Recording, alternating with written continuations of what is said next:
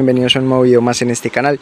En serio, gracias por haber elegido este video. Y bueno, en esta ocasión les traigo esta cámara. Es una cámara Sport que nos promete grabar en HD con 1080 megapíxeles.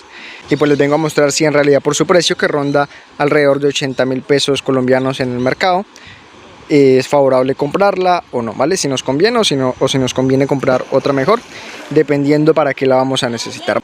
Esta cámara es sumergible, dice que hasta 10 metros de profundidad se puede. Y bueno, pues voy a ensayarla y ya ustedes decidirán si comprarla o no. Así que vamos con el video. Y bueno amigos, pues aquí ya estamos grabando con la cámara. Este es el audio que trae la cámara. Ya ustedes juzgarán qué tal la calidad. Y bueno, pues les estoy mostrando qué tal graba el panorama que nos encontramos en este momento. Y pues en realidad es bastante bonito. Y bueno, pues ahora vamos a sumergirla.